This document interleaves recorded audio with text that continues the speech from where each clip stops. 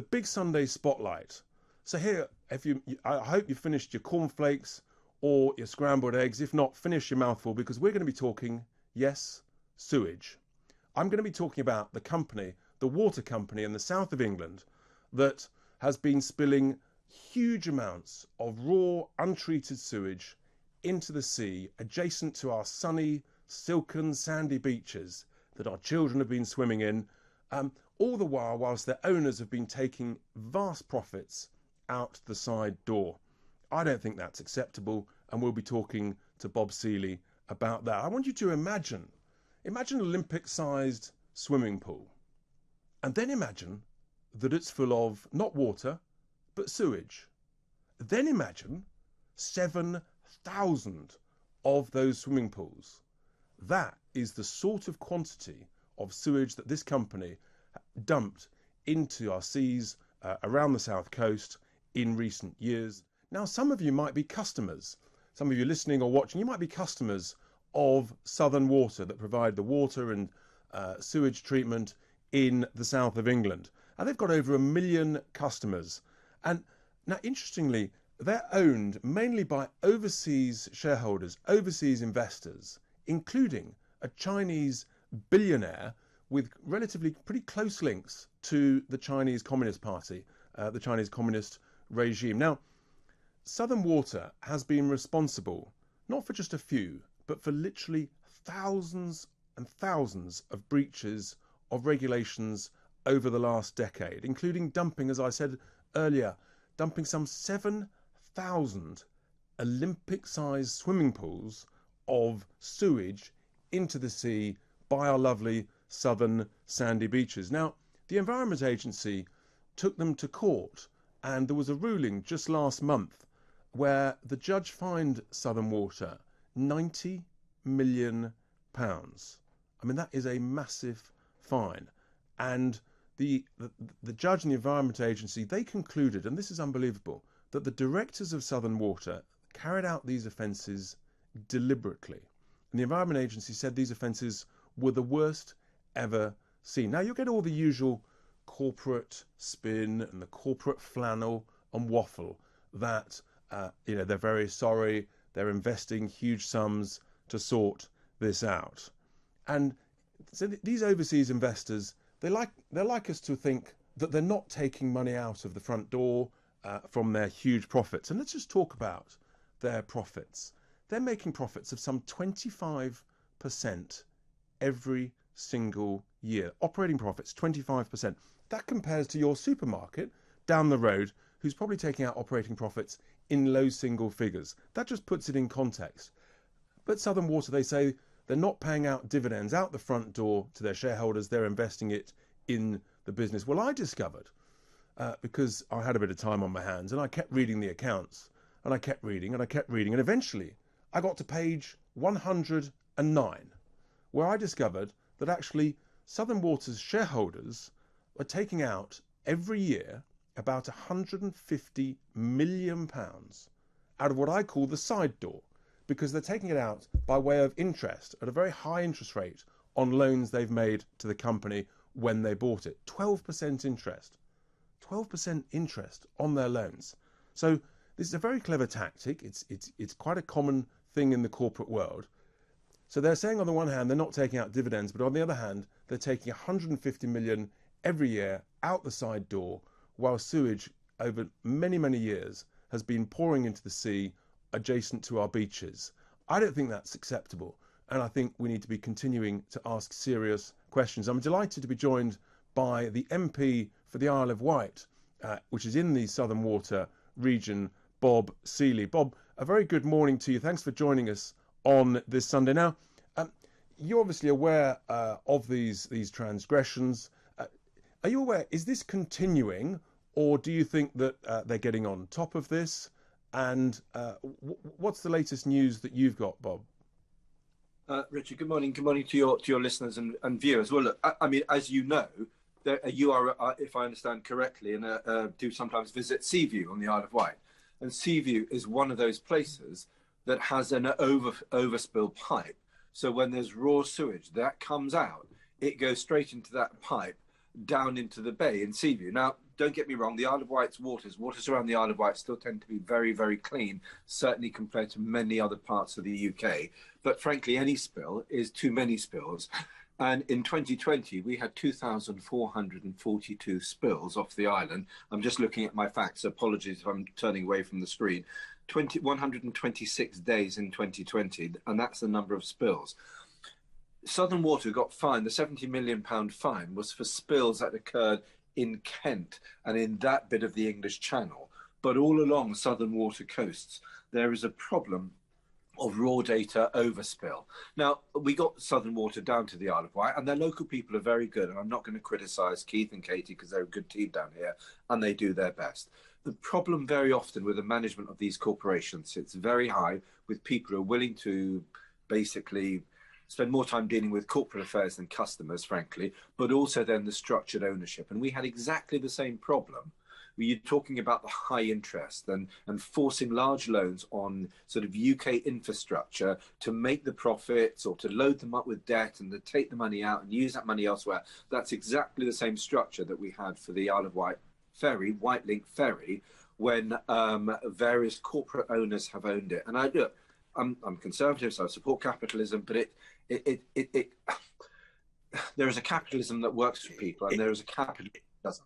Exactly. I mean, look, we believe, like you, I'm involved in the world of business. I believe in free markets, but it has to be within a smart regulatory regime, and there has to be the concept of responsible corporate behaviour, and what I believe is moral hazard. And this is going on.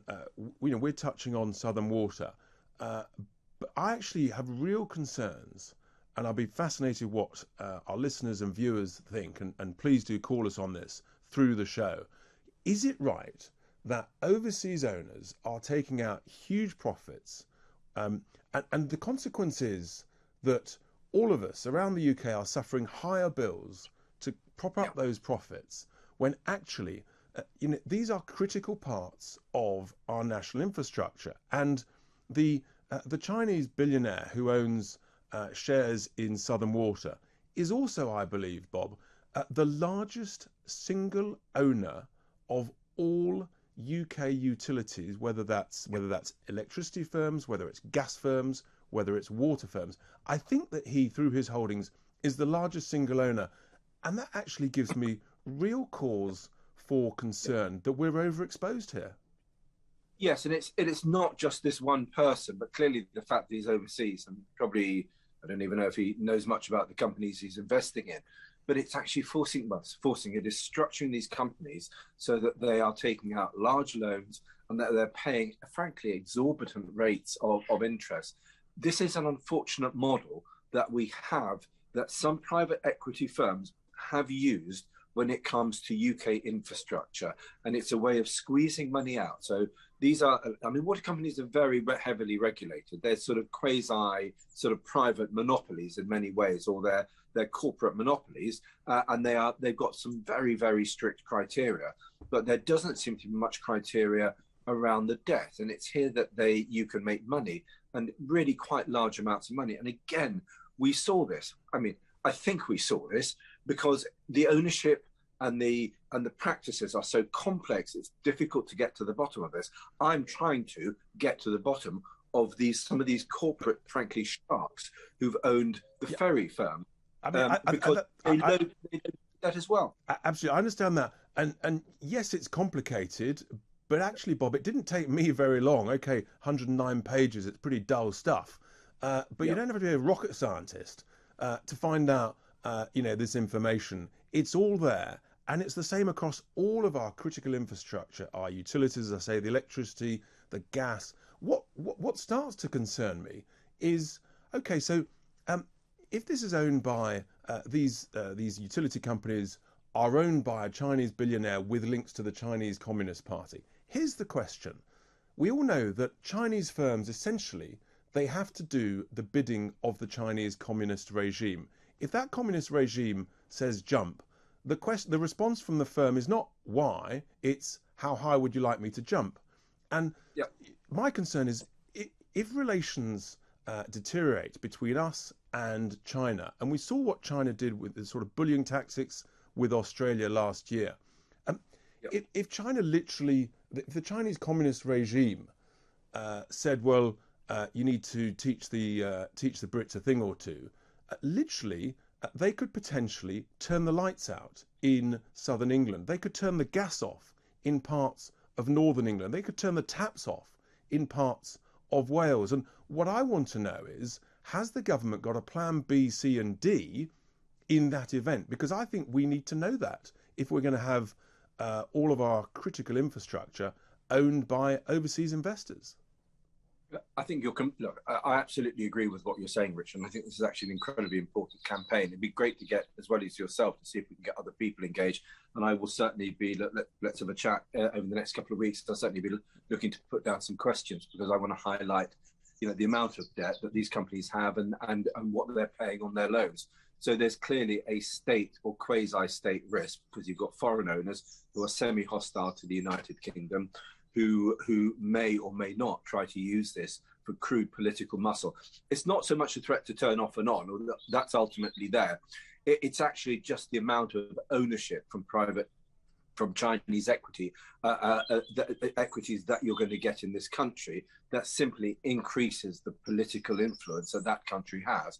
And that is not necessarily a healthy thing, because we are already dependent on China in our supply chains, including supply chains for critical national infrastructure. So there's a state problem there.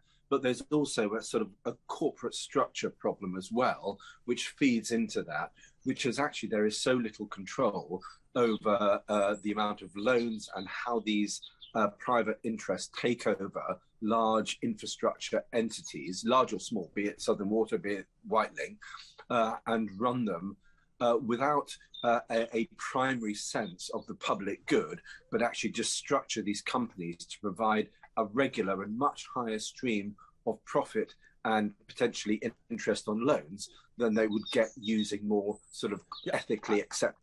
I think there's a real lack of control and supervision, because one of the other companies that this Chinese billionaire owns, UK Power Networks, was sold to the French company EDF back in, I think, 2011, give or take.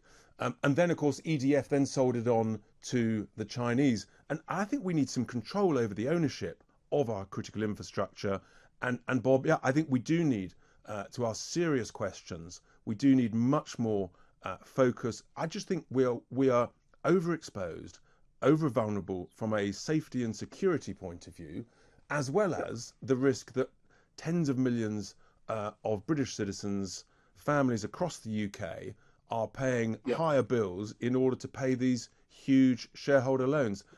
Bob, we're going to have to leave it there, but let's keep in touch on this. We'll get you back on, and let's really work on these campaigns, because it is so important. We believe in free markets, but I really don't think that our UK utilities and infrastructure should be majority owned by overseas shareholders who are charging huge amounts of interest on their loans.